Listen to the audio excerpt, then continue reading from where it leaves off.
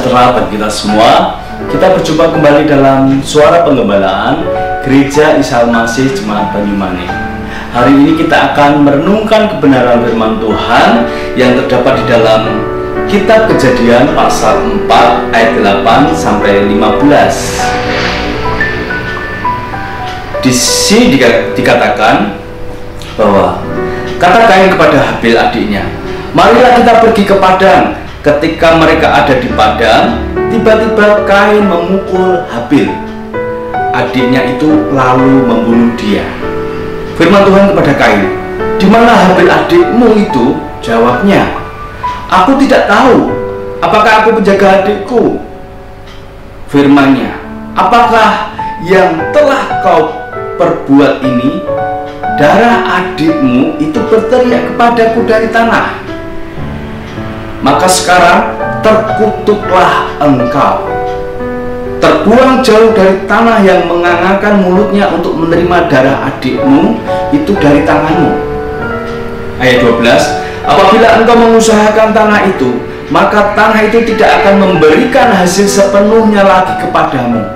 Engkau menjadi seorang pelarian dan pengembara di bumi." Kata Kain kepada Tuhan, "Hukumanku itu lebih besar daripada yang dapat kutanggung. Engkau menghalau aku sekarang dari tanah ini, dan aku akan tersembunyi dari hadapanmu, seorang pelarian dan pengembara di bumi. Maka barang siapa yang akan bertemu dengan aku, tentulah akan membunuh aku." Firman Tuhan kepadanya, "Sekali-kali tidak. Barang siapa yang membunuh Kain akan dibalaskan kepadanya 7 kali lipat." Kemudian Tuhan menaruh tanda pada Kain supaya ia jangan dibunuh oleh barang siapapun yang bertemu dengan dia. Renungan pada hari ini dengan tema hukuman bagi sang pembunuh adalah terkutuk.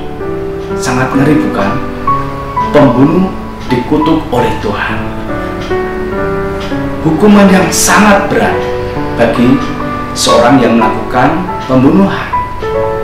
Di dalam bacaan yang sudah kita baca dan kita dengarkan, bagaimana ada kisah yang sangat tragis, sangat ngeri, sangat kejam, sangat keji, di mana seorang kakak tega membunuh adik kandungnya.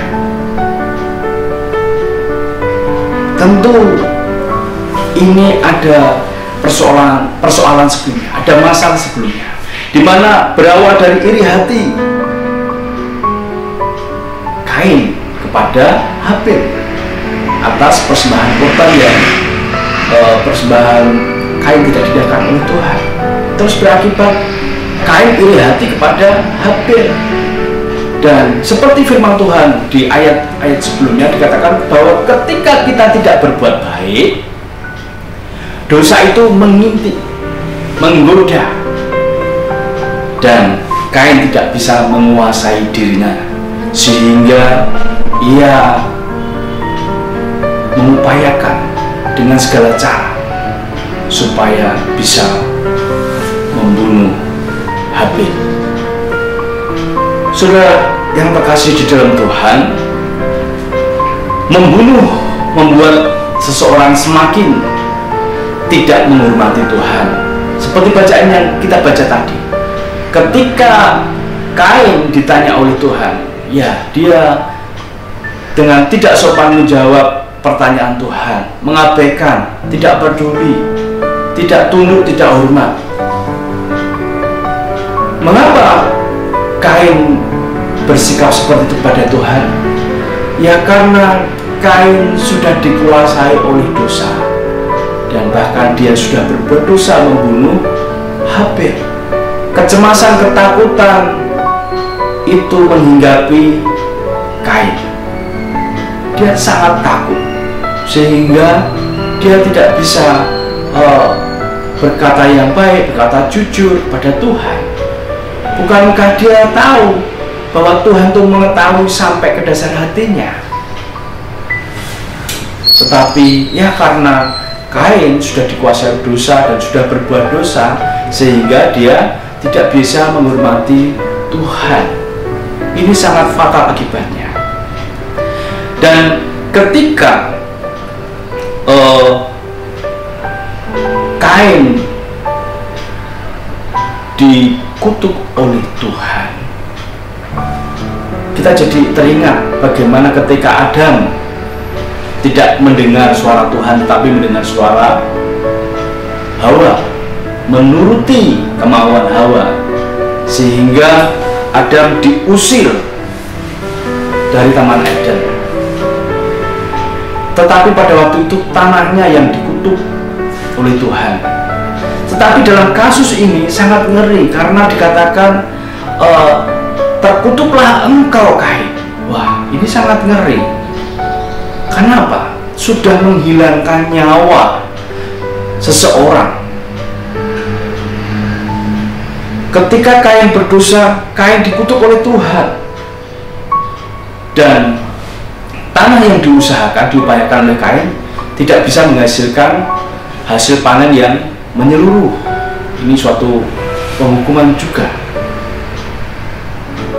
Tetapi sebenarnya di sini Tuhan tidak mengutuk Kain dengan hukuman mati.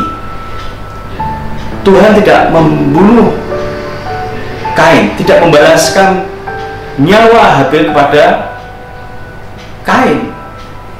Buktinya adalah ternyata di sini kekhawatiran tentang nyawanya adalah dari pikiran Kain sendiri, saudara terkasih dalam Tuhan. Dia berpikir, nanti aku akan, kalau bertemu dengan orang lain akan dibunuh.